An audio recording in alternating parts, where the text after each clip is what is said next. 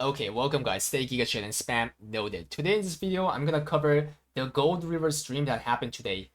Gold River, he streamed today to keep the promise that he's gonna do the communication regularly with the players, and he wanted to catch up the stuff that he wanted to share and also the things that's gonna happen in the future. And this is the summary, so let me go on quickly. First of all, he talked about car system, and let me just go straightforward on how he's gonna deal with it. He said he will add legendary car packs to more contents. That's what he said. And the reason why he's doing this is because there's so many party title in Korea. I'm pretty sure it's happening in the West as well. That gatekeep people with the card. And Gold River is aware of that. And that's why he want to fasten up the newbies guys to be able to do some higher content without getting gatekept. So basically that's what's going on. Number two is he talked about Chaos Engine. He simulated the things that they applied in the Chaos Engine. The things are like this, like increasing the mob's movement speed and making it better aggro and faster spawn, etc. And what he said is that you can actually save 25% time compared to the Chaos Engine now. So that is not bad, right? And he will add something called jackpot system, where players can loot a lot of golds with certain chance from the Chaos Engine. And what he also said is that the production of the gold that comes out from the gold room, that's like 300 gold, you know that, right? But surprisingly, that occupies like 3% out of the whole gold production in Lost Ark. That's what he said. Yeah, no exaggeration. And 3% is a lot, right?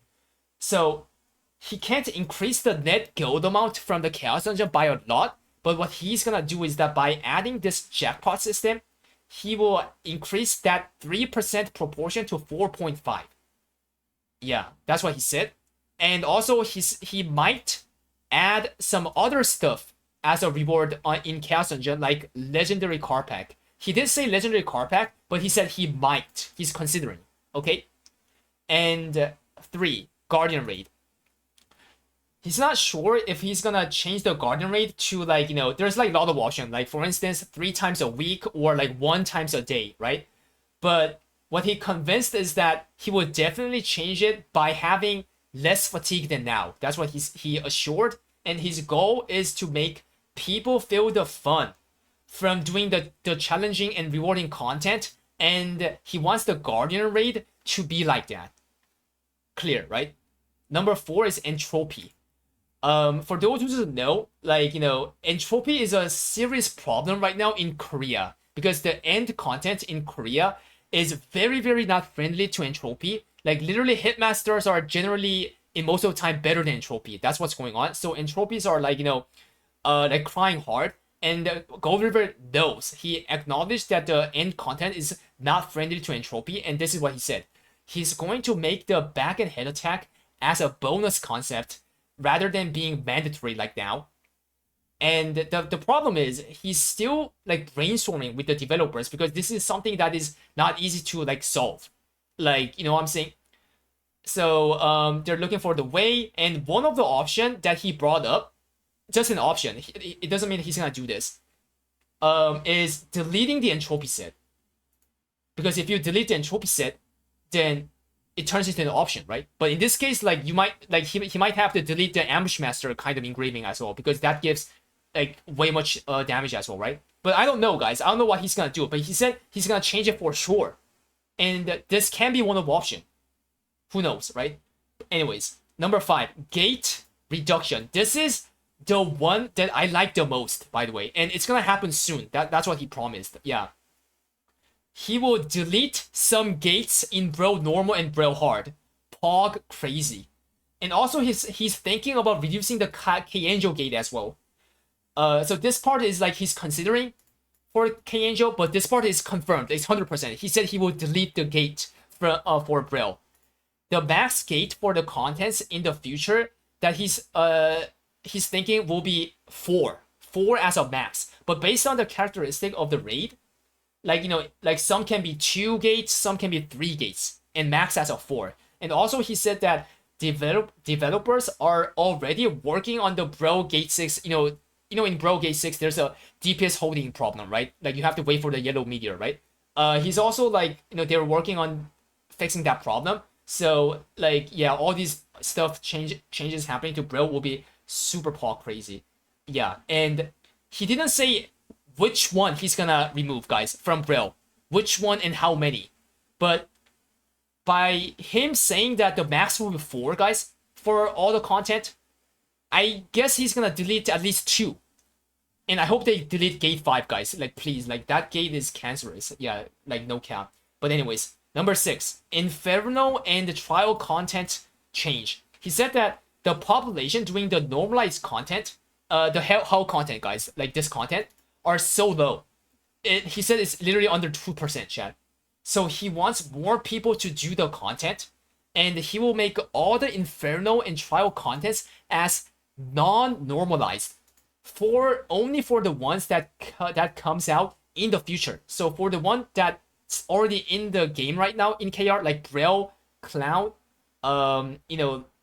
like Architects, that's trial rate, right? And the Vulcan, Vicus, all those stuff, Caligos as well, those will stay as normalized only for the content that comes out in the future. Yeah, including the Hanumatan trial. Yeah. And yeah, so literally you can fight with your real spec. That's what he said. He will add extreme Vulcan mode in August 2nd in KR. But I'm not sure if there's a reward though. Like some people say there is, but like we don't know what they're gonna give, even though there is a reward. Maybe like title or something. Like I don't know, guys. Like yeah, so we'll see. So what this is that it's just for people like who want like challenge or like who want to practice to like prepare for Daymine. Yeah, because he said that Daymine is gonna be a super hard raid.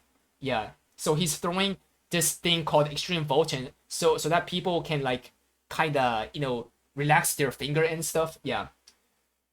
The difficulty will be similar to Inferno Vulcan. That's what he said. Yeah. Number 7, Challenge Guardian and Challenge Abyss Dungeon. He knows that people are playing this content because of rewards. He knows that these contents are not fun. But he hasn't talked seriously about this with his devs, so he will add it to the process. That's what he only said. Yeah. And number 8, 6 character weekly gold income restriction. Okay. So he said that he simulated what will happen if he removes the restriction, and the game will get screwed by heavy gold inflation. And he is well aware of the negative result that can happen from the inflation, so he's trying to find the other ways to deal with the restriction. That's what he said. And the Third Awakening, yeah. This one, you guys might not be into it, but if I talk about it, he said that it's gonna take a long time. Yeah, some time. Devs are they have a lot of things to work on, since Third Awakening is not just the Third Awakening coming out in itself. Like, it's gonna come out with some other stuff that's related to the Third Awakening and some min-max as well. So, like, it's taking some time. And number 10 is battle items. Like, currently, like, this happened to NA and EU as well, right? All your items are, like, changed to roster bound, right? Which is good. But in Korea, guys, a lot of people, like, brought up that, like, why don't you, like, just put everything into the individual, like, inventory, the third inventory, like something like that. And Gold River was like positive on that, and he's trying to find a better way to organize the items like more efficiently and in a convenient way. Yeah. So, and 11 is hyper express engraving. So right now, that hyper express engraving supports up to only 4x3, right? But he will consider, most likely this will happen because he was like pretty optimistic on this one. So he will consider the express engraving giving 5x3 instead of 4x3. This one, it has a high possibility to happen. He was very optimistic, guys. Yeah, because like he didn't like the people who had 4x3 getting gatekept. Yeah. And the last one is Soul Eater. So Soul Eater's, trailer was released. Check out the description because there's gonna be a Soul Eater trailer down there. If I try to just summarize the things, there's 3 kinds of skills: slash skills, necromancy skills, and death skill. And death skill looks like an identity skill. If you click Z, then you can transform into death. Yeah, the death that has scythe. And you can also use the death skills.